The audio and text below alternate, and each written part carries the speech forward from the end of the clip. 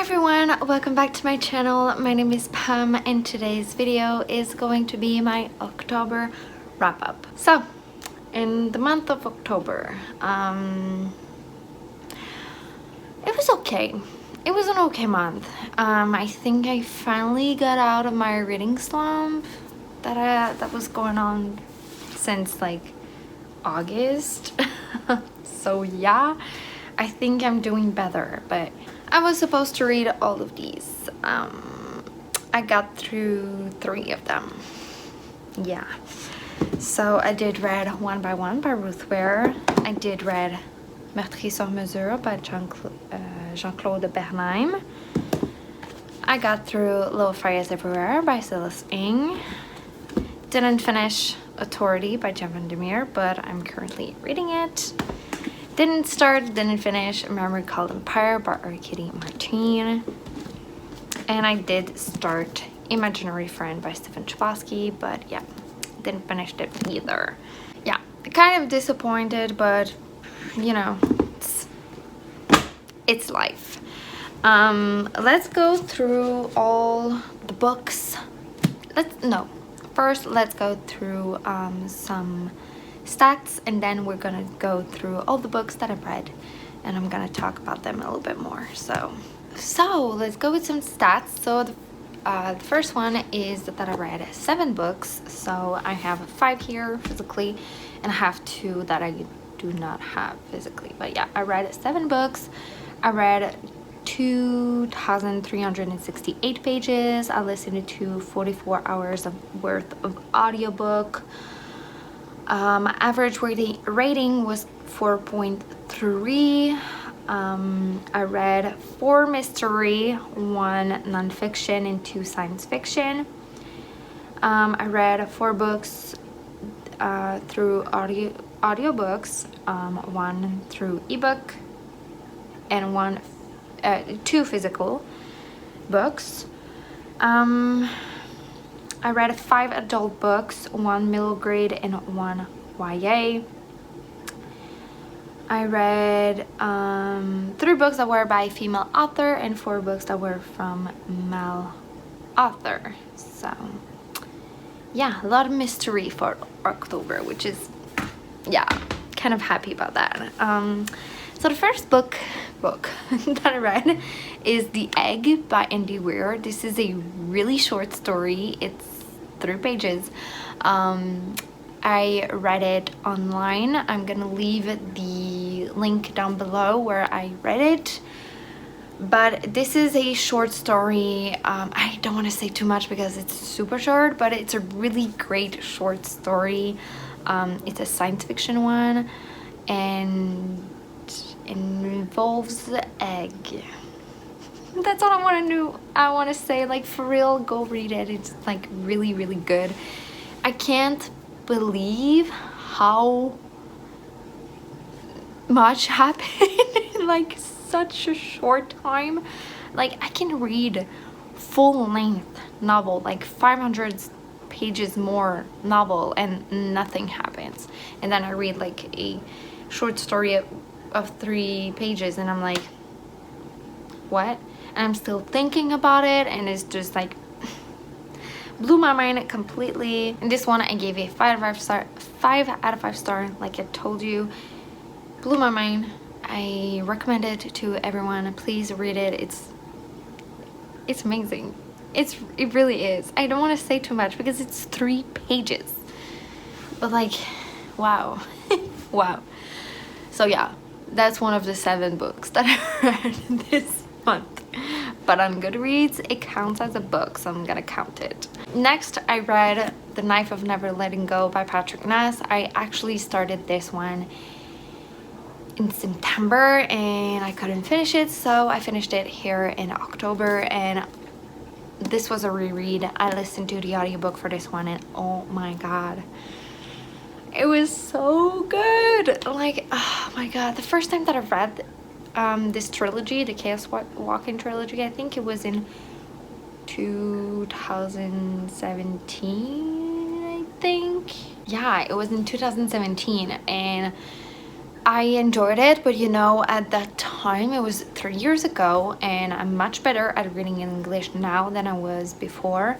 But I still, you know, understand the story. But wow, I didn't remember how good it was. I know, like, they were one of my favorite books. Like, yeah, I would say that. But like, wow, this is amazing, and I cried, and God. I'm really excited to reread the second one. I'm probably gonna listen to the audiobook for this one too, because the audiobook was amazing. You know, there were sound effects and like music, and yeah, it was so good, so good. I give this one, obviously, a 5 out of 5 star. I loved it so much.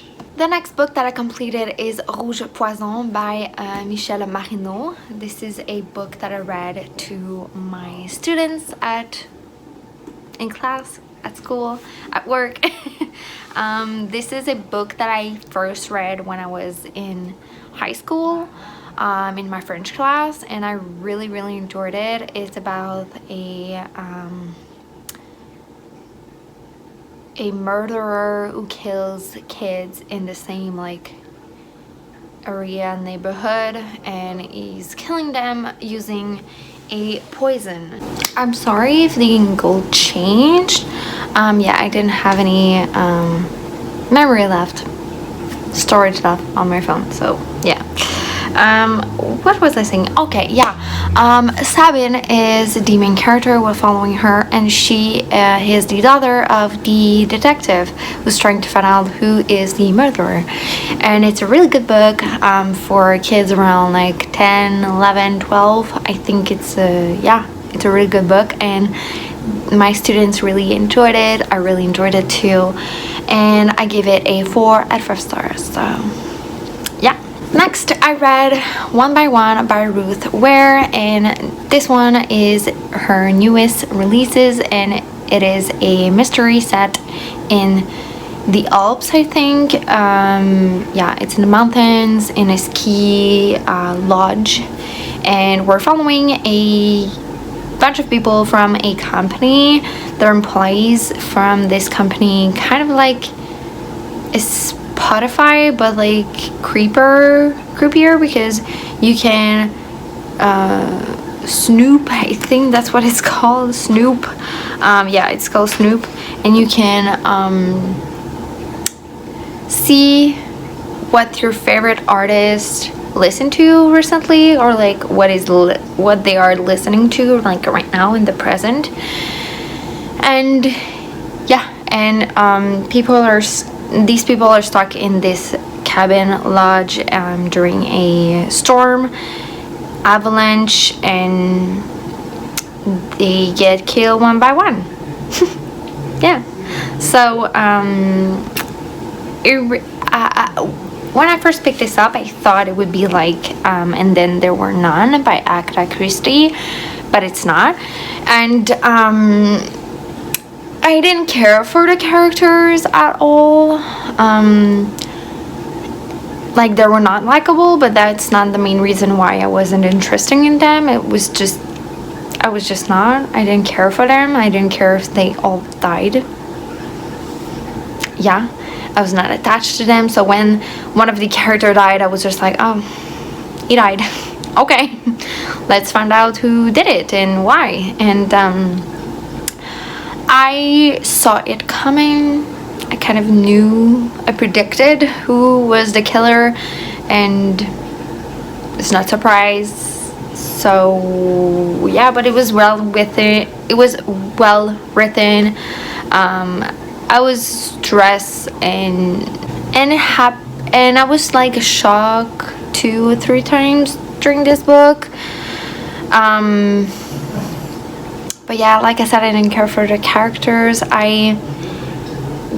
When I first finished this book, I debated on what rating I would give it, and I'm still kind of debating on what rating I'm gonna give it.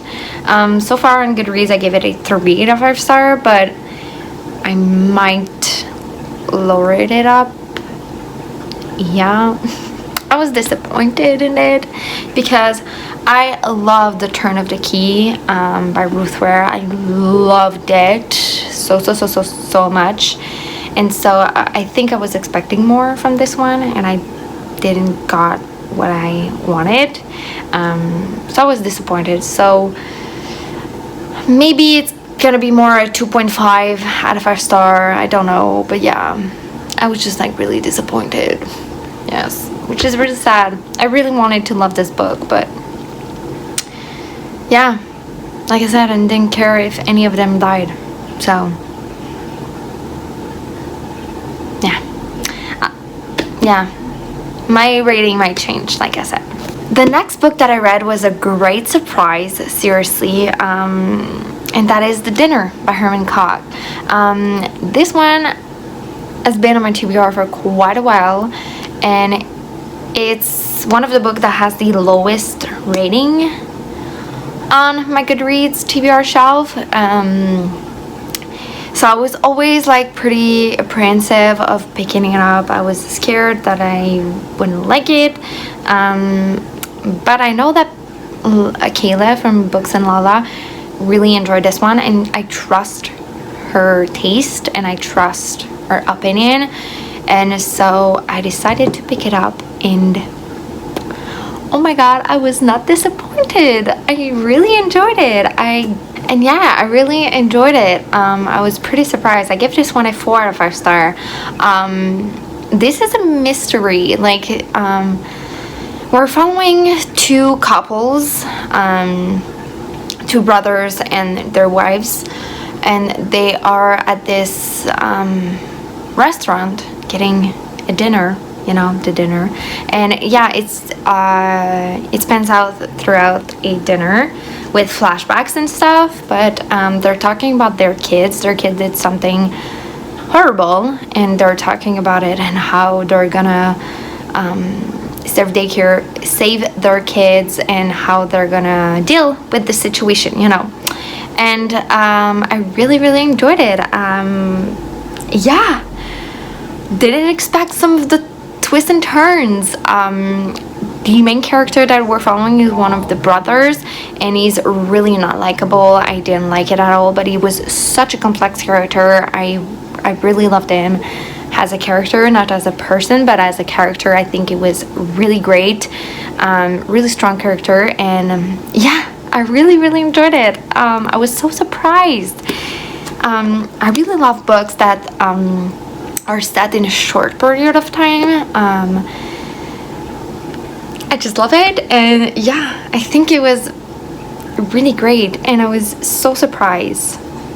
So I was disappointed this month, but I was also super surprised, which is really great. So yeah, I really recommend it. It was a good book, and I want to watch the movie now, because I know there's a movie adaptation with Richard Gere. Yeah, I would want to watch that movie, so really enjoyed it. The next book that I finished took me a while to get through it, but yeah, this is Meurtrier sur Mesure by Jean-Claude Bernheim. This is about a true crime. This is a true crime book about a murder that happened in 1990, in March 1990, here in Quebec, in the north of Quebec, Val d'Or to be more precise. And a 14-year-old girl is found naked and dead in the snow, and this is the investigation and the trial of the 3 supposed murderers. I did this because basically what happened is that the police officer and the detectives and stuff were pretty certain that these 2 boys and one of the dad were the murderer and accomplice, even though there's so many clues that are just not going in that direction. Like, they're proving basically that they're not the murderers and that we're not there the night of the murder, but still the police continue with that